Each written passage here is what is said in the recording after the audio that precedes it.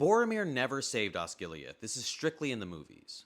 What is up? My name is Belmont. I like to make Lord of the Rings content that compares the books to the movies. And Osgiliath used to be the jewel of Gondor, and a lot of people don't know that.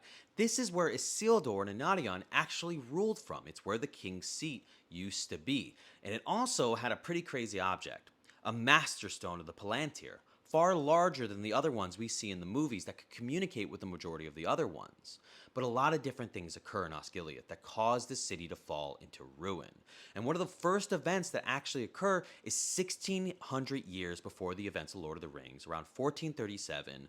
There is a kinstrife between the ruling lines of Gondor, with an offshoot, Castamir the Usurper, attacking and sieging the city, fairly destroying a good portion of it and losing that Master Stone that I was just referring to of the Palantir. It falls into the Anduin because Osgiliath is located on the west and east side of the Anduin River.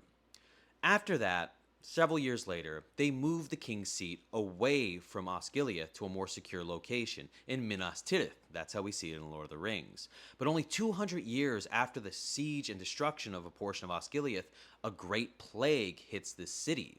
And this place used to be the most populated area in Gondor, and a lot of people flee or perish. And after that, they never really recover. Referring to Osgiliath, no one truly lives here anymore and becomes a military garrison for a long time, with several individuals trying to take back the city, including Boromir the First, a steward, who actually did win to some extent.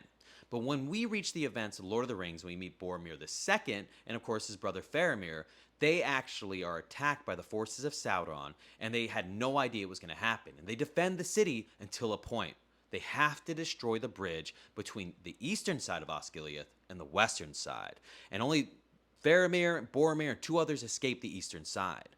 But right before those events, Faramir is getting that prophetic dream telling him to go to Imladris, which is Rivendell. And finally, Boromir has it as well, and he chooses to go to speak to Elrond about these events, specifically about Isildur's Bane. That's when he travels 110 days and loses his horse at the crossing of Tharbad, and then randomly shows up at Rivendell, and they're like, yo, we're doing a council, let's talk.